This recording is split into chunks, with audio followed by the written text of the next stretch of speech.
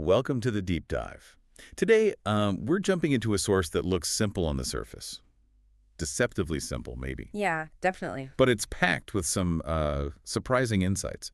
We're looking at excerpts from Parliamentary Puns and Policy Pitfalls. Hmm. And it kicks off with this great little riddle. Really makes you pause. Ready? Let's hear it. Why did the politician bring a ladder to Parliament? Ah, the classic. Because he heard the stakes were high, Right. but forgot you actually need policies to climb the ranks, not just ladders. Okay, yeah. Let's unpack this a bit, because there's quite a lot in there, isn't there? Absolutely. It's pretty striking how just a lighthearted pun can, capture something quite sharp about political life. Yeah, it really can. It just distills it down. Makes you think about the bigger picture, definitely. So let's start with that first bit. The stakes were high. Politically speaking, I mean, the stakes are incredibly high. Oh, immensely so. We're talking huge decisions affecting millions, right? Hmm. Intense competition, influence. And just the sheer responsibility of the job, it sets a very serious scene. Exactly, where what you do or what you don't do has real consequences, far-reaching ones. And that's where the punchline really lands, I think. It sets up this stark contrast. Between ladders and policies. Precisely. Think about ladders.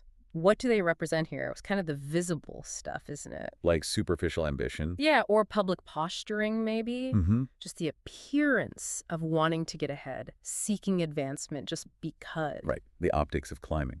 Being seen to be doing something. Exactly. But then you have policies. Which are, well, they're the substance, right? Absolute bedrock. The, essential work.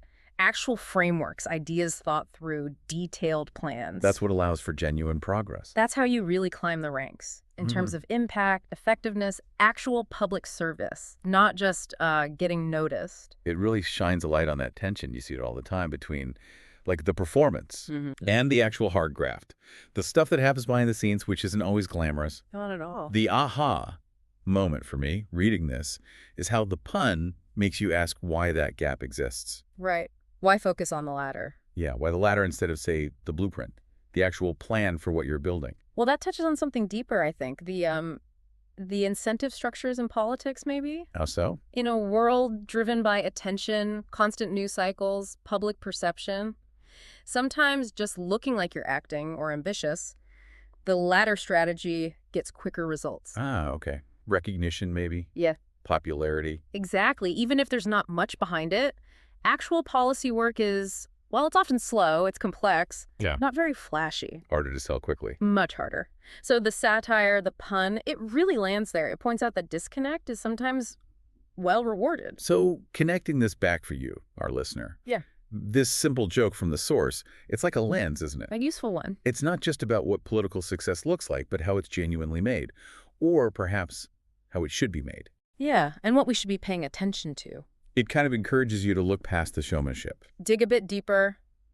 Ask about the substance underneath the climbing gear. So this deep dive really shows how Parliamentary Puns and Policy Pitfalls uses humor quite cleverly. It's not just for a chuckle. No, it's making a serious point. It underscores that real political progress, real influence, it comes from the policies, from the diligent work. It's about what's actually built, the substance. Not just the ambitious posturing, the appearance of striving with that ladder. Which leaves us with a good question, maybe, for you to think about. Okay. As you watch public discourse or political actions unfold, ask yourself, what ladders are you seeing? Yeah. The visible efforts, the aspirations being paraded.